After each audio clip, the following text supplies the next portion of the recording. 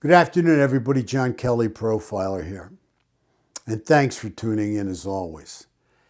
You know, I really want to send our deepest condolences and sympathies out to the Ukrainian people. I can't believe what I'm seeing in the Ukraine. It's, I think, easy for us here in the United States to look and see something on TV, and it's surreal to see it on TV, to see it on the news. But to be there, to be actually involved in such a horrific war and the constant bombardment and shelling that's taking place there, to this unbelievable heroic society of people. The society of the Ukraine is so brave, so strong.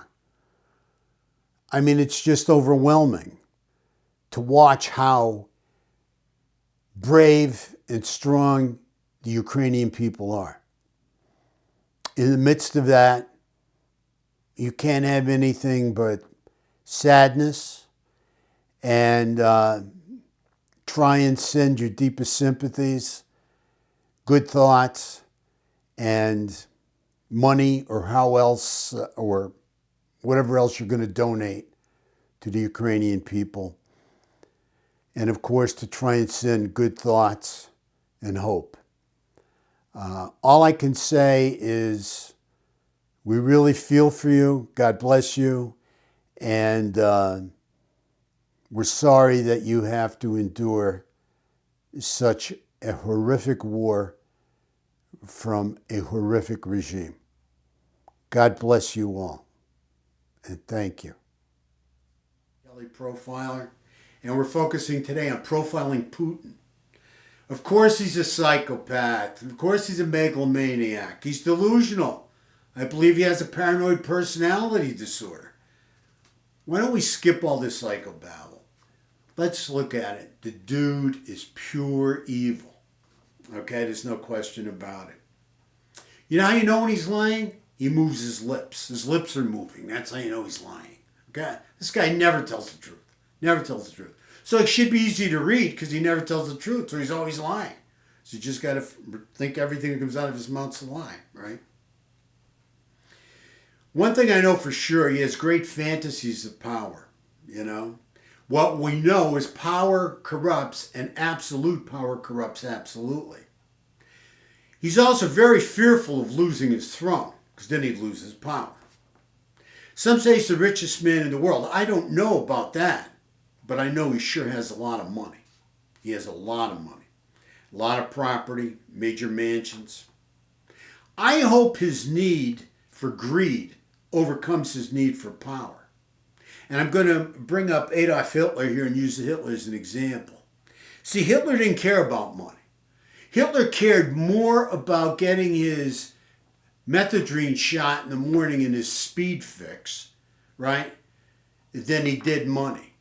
But what he really cared about was power. He just wanted power. He wanted to dominate the world. I don't think Putin's that way. I'm hoping he's not that way. I'm hoping that he wants to settle for having a lot of money and spending it. And, you know, very sad that somebody should have any kind of money like this and enjoy spending it over the bodies of all these poor people that he's killed, because he's killed thousands of people. He's probably, you know, the worst mass murderer of my time. I'm not sure yet. We'll see. I don't know how many people he's killed altogether, but this guy's killed a lot of people while he's been in power. But nevertheless, I prefer him to be after money and to put money and greed ahead of power.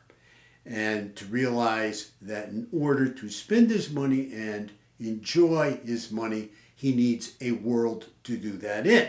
If he gets crazy and starts playing around with nuclear weapons, he is not going to have that world to enjoy his money in. And he's not going to be able to spend, he won't be able to spend all the wealth that he's accumulated. So I think he's smart enough to really understand it, know that. I hope he is. I truly hope he is. Okay? When I talk about him being fearful of losing his throne, I think you'll find this very interesting. What this guy actually got baked into the laws of Russia is that if there is any kind of even non-nuclear strike on the homeland that he believes is a threat to the homeland, he can respond with a nuclear attack. So he has this actually baked into the laws of Russia, where even if it's non-nuclear attack against Russia, if he feels it's threatening in any way, shape, or form, he gets first strike initiative, first strike advantage, and he can attack with a nuclear weapon and a nuclear attack. Okay, that's quite an edge that he has baked into the laws, and therefore, whatever happens in the end, he cannot be arrested or prosecuted for such a devastating nuclear strike. So anyway, bottom line is that he has this in the Constitution or in the laws. We'll leave the link in the description. Please check it out. I think you will find it very interesting, and you'll probably figure out this is a reason why, maybe the reason why they're willing to give Ukraine Javelin missiles, and they're willing to give the Ukraine, Stinger missiles, defensive weapons, drones, stiletto drones, or whatever they're called. But the one thing I think that's very important to realize is that MiGs are not considered that defensive to a lot of people. And the reason for that is a MiG can fly out of the Ukraine, and a MiG can even go into Russia. And maybe a MiG could even get through the airspace and somehow make its way to Moscow. How, I do not know. But I know MiGs can leave the Ukraine, and MiGs can go to Russia, okay?